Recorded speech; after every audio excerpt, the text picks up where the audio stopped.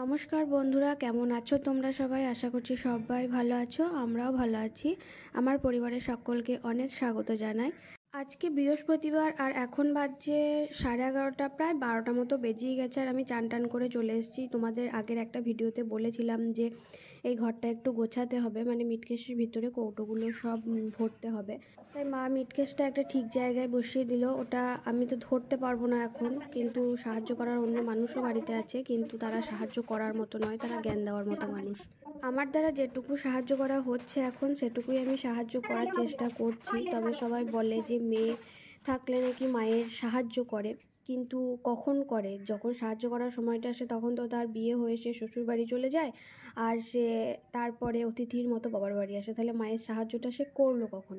মিটকেসের ভিতর থেকে জিনিসপত্রগুলো সব বের করা হয়েছে, সব ছড়িয়ে ছিটিয়ে পড়ে আছে। আর মিটকেসের উপরটাতে আমি ভেবেছিলাম যে কাগজ পেতে দেবো, কিন্তু কাগজ পাতলে আবার সেটা ইঁদুরে নিয়ে টানাটানি করতে লাগবে। এত ইঁদুরের দৌড়াত্তি তোমাদের অনেক ভিডিওতেই বলেছি। সেই জন্য মিটকেসের উপরটা একটা ওয়াল স্টিকার লাগাবো। ওটা এখন ফেলে রেখে দিয়েছি, আসুক, অর্ডার দেওয়া হয়েছে। সে যতদিন না আসবে ততদিন লাগানো হবে না, এলে পরে লাগাবো। আর দেখো, আমার বিয়েতে কিছু কাচের জিনিসপত্র বাটি খুঁটি পড়েছিল, সেগুলো ভাবলাম আলমারি থেকে বের করে এনে মিটকেসে ভরবো, কিন্তু প্যাকেটটা এতটাই বড় যে মিটকেসের মধ্যে জায়গাও হচ্ছে না। কি করা যাবে, আবার নিয়ে গিয়ে আলমারিতেই ভরতে হবে। তো চলো আস্তে আস্তে কাজগুলো করে নিই। আর এই দুটো মিটকেস গোছাতে গোছাতেই অনেকটা সময় চলে যাবে।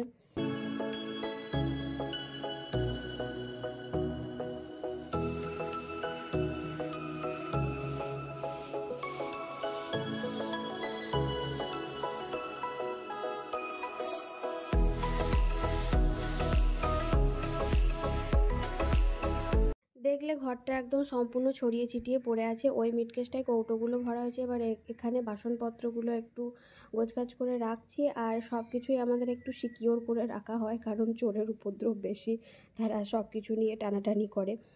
সেই জন্য সব কিছু শক্তপোক্ত জায়গাতেই রাখার চেষ্টা করা হয়। তো ওই মিটকেসটা পরিষ্কার করে নিয়েছি। এবার এইটা একটু পরিষ্কার হয়ে গেলেই আমার কাজটা শেষ হয়ে যায়। আবার প্রচণ্ড গরমও করছে, আর তাড়াহুড়ো করে তো কাজটা করতে পারছি না। আস্তে আস্তে স্লো মোশনে যেটুকু হচ্ছে সেটুকুই করার চেষ্টা করছি। আর বোনও নেই যে আমাকে একটু হাতে হাতে সাহায্য করবে, ও গেছে কলেজে।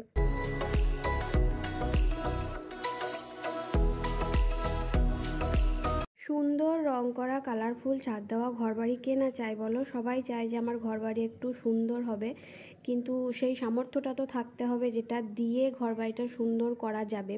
কিন্তু শখের দাম লাখ টাকা। শখ আছে, কিন্তু লাখ টাকাটাই নেই যেটা দিয়ে ঘরবাড়িগুলো একটু কালারফুল করা যাবে। তো সেসব নিয়ে দুঃখ করার কিছু নেই, ভগবান যেমন রেখেছেন আমরা সেরকমই আছি। তো দেখো, আমার ঘরটা পরিষ্কার করা হয়ে গেছে, আর আমি ঝাঁটও দিয়ে দিচ্ছি। মা বললো আমি ঝাঁট দিয়ে দেবো, আমি বললাম তোমাকে দিতে হবে না, মা তো রান্না করছে, সেজন্য আমি ঝাঁটফাট দিয়ে একবারে পরিষ্কার করে দিচ্ছি। আর ওই বালতিটা দেখো ধুতে হবে, সেজন্য বাইরেই রেখেছি। আর ওই যে জার দুটো দেখছো, ওটা কিন্তু কেউ ভেবো না যে তেলের জার। ওই জার দুটো জলের বাপি ফার্ম থেকে জল নিয়ে আসে, সেজন্য ওতে জল ভরা আছে, তেল ভরা নেই মোটেও।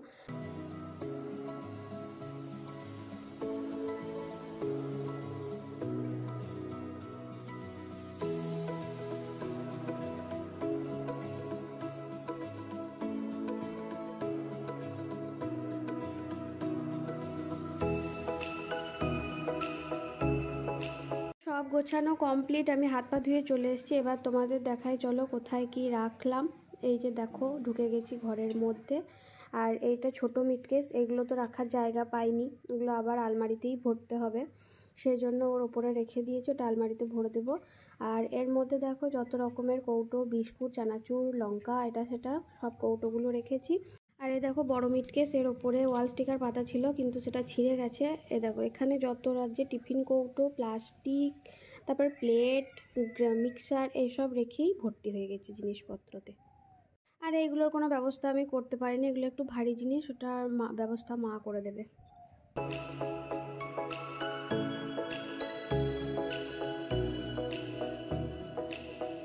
আজকে এত গরম আর এত কড়া রোদ দিয়েছে, দুটো ফ্যানেও আমার গরম কাটছে না। আর মা দেখো শাড়িগুলো রোদে দিয়েছিল কাকিমাদের ছাদে, সেগুলো তুলে নিয়ে এলো, দেখালাম।